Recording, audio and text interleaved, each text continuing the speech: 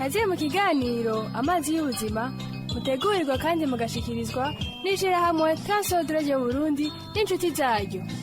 Ikiganiro c'abana kirimo inyigisho ngirakamaro mu byo kumenya Imana.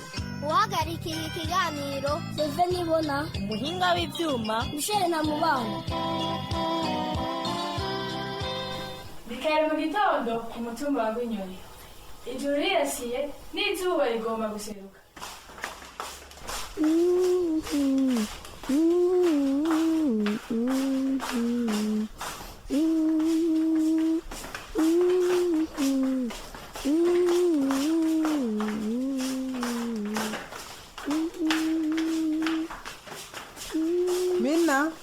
Mina ni wewe? Mwaramutse nyoko. Mwaramutse Mina. Ufise ingorane? Ntumbwire ko waraye ijoro ryose munsi y'iki giti. Oya nyoko. Nabuze itiro kubw'ivyiyumviro vyinshi. Ivyiyumviro vyinshi? Ibihe? Ishure. Umuyobozi w'ishure yamenyesheje ko bafashe ingingo yo gushiraho umukuru w'abanyeshure. Umunyeshure azoserukira abandi bana ku ishure. Sindabitahura. Hariho ibihe bimwe umuyobozi w'ishure aba agomba kumenya ico abanyeshure bibaza ku bintu bimwe. Nk'ibihe? Nk'igihe umwanya w'akaruhuko wayo muto, nk'inkino tuba tugomba gukina. Ego, none ni kuki biguteye umutima uhagaze? Nari namye niyumvira ko nokwitoza mu kibanza c'umukuru w'abanyeshure. Ni vyiza, none bigoreye hehe? Si ikibanza gusa nyoko, bisobanura ko harimwo ibindi bikorwa vyinshi kw'ishure, amabanga menshi n'amanama hamwe n'umuyobozi w'ishure n'abigisha. None rero ntuzi ingene uzobigenza? Oya naco vyotwara nyoko, nyuma noshobora kubikora.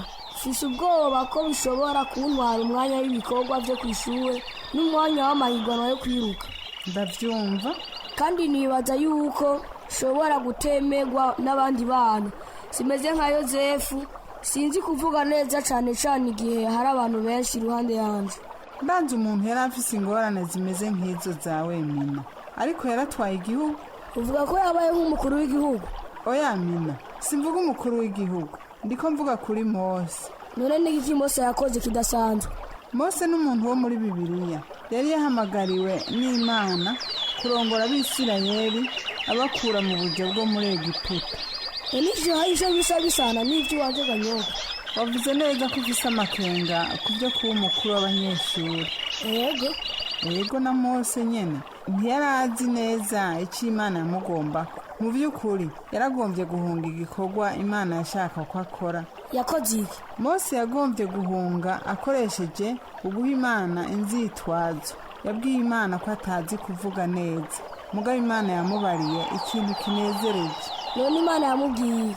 Ndagomba ko usoma Bibiliya igitabo cyo kuvayo igice cya 3 umurongo wa 12. Kuvayo igice cya 3 umurongo wa 12 uvuga ngo maze Imana yamwishuye iterega nzoba ndi kumwe nawe, kandi ikindi nisho kizokubera ikimenyamenya ko eje nagutuma. Niwamara gukura ubwo bwoko muri Egiputa kuri uyu musozi nyene niho muzonsabira.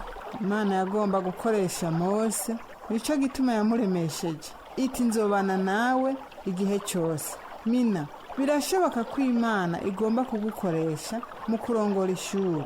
Yamaraga nyoko, sinzi kuvuga neza imbere y'abantu, kandi nzokura hehe umwanya wo gukora imyimenyerezo yanje yo kwinonora imitsi no kwiga. Ndatinya ko nzohava nanirwa. Nuko Imana yabanye na Mose, niko izobana nawe. Umwanya ntudukundiye kuko utegereza gusubira ku ishuri. Ntucebe, tuzobandanya ikiganiro cacu hanyuma. Mina, vuye hehe? Mvuye ku giti kinini, nari nagiye kuraba nyokuru. Ndavyumva. Mwariko muvugana iki? Nariko ndamubwira ko ngiye kuba umukuru w'abanyeshuri. Mukuru w'ishuri? Hano uri kurijajurira. Utwenga iki? Kubera ko wiyumvira ko ndiko ndafyina. Wari utegeka no kuvuga imbere y'abantu. Ntibirabe neza Mina. Ubona ari nde yo kumviriza? Nawe ugerageza kunca intege, nzobandanya kuba umukuru w'abanyeshuri. Nimba bagutoye kuba umukuru w'abanyeshuri, sinzokugira numviriza ivyo uvuga. Iyo wavutsega ku ishuri. Wamaze gutangura kumbwira icyo nkwiye gukora. Genda ku ishuri nta bindi. Shira umutima wawe ku vyigwa gusa. Ndagiye mu ishuri, mugabe ico womenya.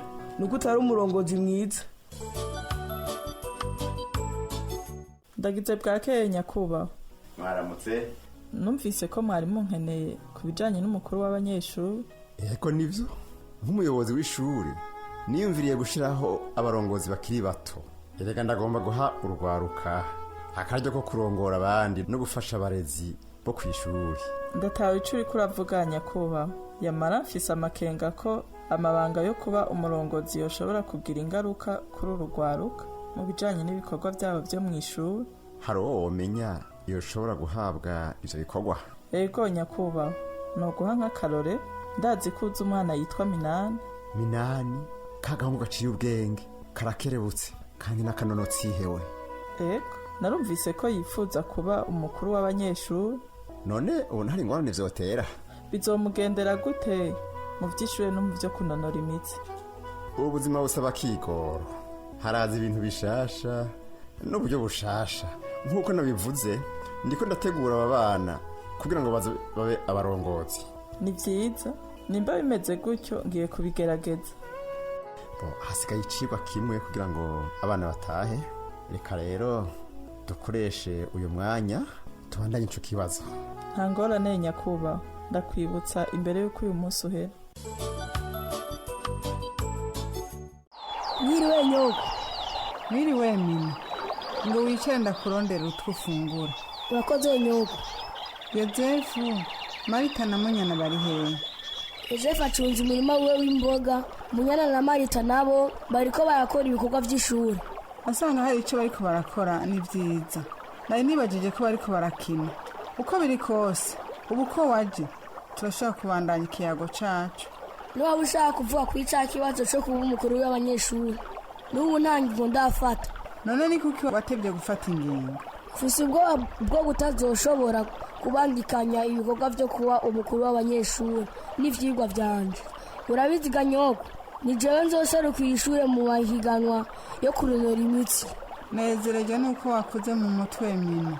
Urafise akaranga k'umurongozi mwiza. Sinkekeranya ko uzoshobora gufatanya igikorwa cyo kuba umukuru w'abanyeshure n'ivyigwa vyawe. Nkuko nabikubwiye mu gitondo, Mose yagerageje gutanga urwitwazo, mugabo Imana yabanye nawe, maze araheza mu murongozi ahambaye. Nyoko, ikikiwa muvuga ivy'Imana iminsi yose. Imana niyo muremyi w'isi. Imana iritwaririka ibyo dukora ku munsi ku munsi. Mina, nturigera wiyumvira ku cyo Imana igomba ku buzima bwawe. Kumbura urakwiye kubibaza Imana. Mpagaze umutima n'ivyo kuja mu mashuri makuru mu mwaka uza. Naho ivyo biyago vy'Imana vyerekeye abana bato ntibiraba umugabo nkanje. Niyo wowe Imana ikibanza mu bugingo bwawe, uzoshobora kuba umuntu ahambaye. Mose yarahisemo kwizigira Imana, bituma ashobora kurangura igikorwa Imana yamuhaye. Yoko, nta muntu n'umwe nkeneye mu buzima bwanje. Vyose ndashobora kuvyikorera. Aho data ageze nta n'umwe yigeze amufasha. Nanje nuko ndavyishoboje. Kumbura ubu nturagera kubitahura. Yamara nagomba kumenya ko atacu ushobora gukora Imana itagufashije. Mose yari afitaniye imigenderanire ikomeye n'Imana. Yaba mu bwiza bw'Imana. Yari afitaniye ubucuti budasanzwe n'Imana. Nico cyatumye aroranira. Niba ugomba kuba umurongozi mwiza w'abandi banyeshuri, ukwiye kugiranira imigenderanire n'Imana. Niwubaha Imana izobana nawe nk'uko vyanditswe mu gusubira mu vyagezwe igice c'21 havuga ngo ntimuze mu batinyi kuko Uhoraho Imana yanyu ari hagati muri mwebwe, ari Imana ihambaye iteye ubwoba. Bizanye soba umukuru w'abanyeshuri mugabo nta fashanyo y'Imana nkeneye. Minani. Ni kuki bariko bararirimba izina rya Minani? Nibiki vyabaye? Mbona barya bahungu bariko baratamba mu mukungugu bigatuma nkorora. Banezerewe kuko umuyobozi w'ishuri atonesheje Minani ngo abe mukuru w'abanyeshuri. Yoji, Jesu natonesheje. Nuko babonye ko ndi umurongozi wa hehe? Wewe na utazi ko umuyobozi w'ishuri agutoresha. Ni kuki igihe cyose atawundi avuga atari wewe. Izina ryawe ryama rivugwa mu bintu vyiza gusa. Mugabo Yoji, urazi ko mbona neza mu ishuri kandi we nuzi n'ingene ushobora kurongora abantu. reka tuzoraba ingene uzoba umurongozi mwiza. nikuko bamuvuga ko ibibi gusa. nimugeze ngaho rero Yozefu na Minani, si byiza ko muvugana gutyo. urabiziga nyoko, jewe nibaza ko Minani akwiye kuba umukuru w'ishuri. naje n'ivyo nibaza nyoko, azofasha n'inagira ingorane zivuye kudakora deyati. mureke Yozefu yivugira ibyo ashaka, mugabo bajya abahungu bariko baravuga izina ryanjye barazi ko ndi umurongozi mwiza kandi mwese nzobibereye. ariko rero Mina, ntibigutere kwishima, ikizokubera cyiza ni ukurondera ubwami bw'Imana no kugoroka kwayo. ico nico abarongozi b'ubwenge bakora. namaze kubikubwira, jewe sinkeneye umuntu n'umwe yofasha, byose ndavyishoboje. nzanye na bajya abahungu banje kwiga iyo ntsinzi. niyo mbona ari mfise udutsima 5 n'udufi 2 kugira ngo ndabahe, mugabo nta kindi mfise nobaha atari amazi. ntuhagarike umutima nyoko, twamaze gufungura. Nyoko, Minani yuzuye ubwishime azosubira kurongora abandi bahungu. ukwiye rero kumusengera mwana. Ndagiye nyoko, ngiye kuraba umurima wanje w'imboga. tuzosubira hanyuma abana. uyu munsi nitwiga, yose ujye iki ko biraba. urumva n'ibiko biraba. yose siri kudajajura nakubajije nibiki bibaye, kubera ko abahungu bako baravuga ati uyu munsi nitwiga. n'ingabo zanje narakubwiye ko ndi umurongozi akomeye kukurusha wewe.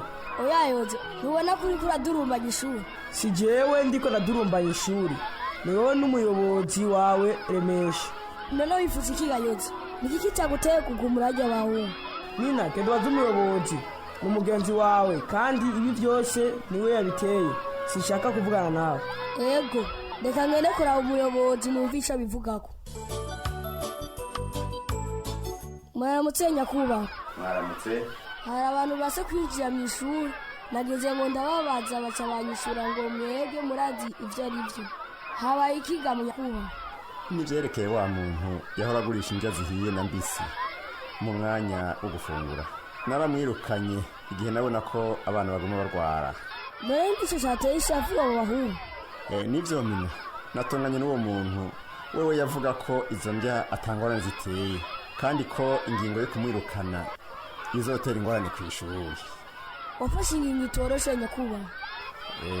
ubuyobozi burangwa no gufata ingingo zikomeye Mina. ishuri niryo rigiye kuzohora riraba ibijanye n'imfungurwa. tugiye kugurura imangazini y'ishuri, nta mbombo, nta bisuguti, nta n'ibinyobwa bikanye bizohagurishirizwa, kiretse ivyamwa gusa. nibaza ko bari mukwiye kuhagurishiriza imbombo n'ibinyobwa bikanye kuko abana bose babikunda. Minani, simpindura ingingo nafashe. nk'umukuru w'abanyeshuri cugenda ubwire bajya bahungu kurya muntu atazokongera kugaruka. ntibishoboka. genda ubu nyene urindire ikigamina, genda ukora ico ndakubariye. uyu munsi nitwiga, umuyobozi w'ishuri yavuze iki? wa muntu yatanga imfungurwa ntazogaruka. kubera iki? ni kuki tugomba ko agaruka? uyu munsi nitwinjira mu ishuri umuyobozi adahinduye ingingo yafashe. nitwiga. nizera ko Minani ashobora gutorera umuti iyo ngorane y'imigumuko. ndazi ko ari umurongozi mwiza niyizera Imana. ndazi ko iza kumuha inkomezi nk'uko yabikoreye Yosuwa. Imana yabwiye Yosuwa iti ntutinye, nturanduke umutima, kuko jewe uhoraho Imana yawe ndi kumwe nawe aho uzoja hose.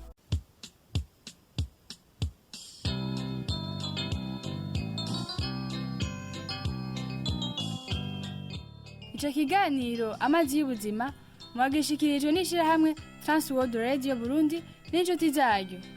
ababashikirije ico kiganiro naba abana Sengiyumva Emmanuel, Daniel Nibona, Grace Nibona, Dushime Anne Siela, ijwi rya nyokuru Consolate Kabura, umumenyereza w'igikino Samuel Sabimbo.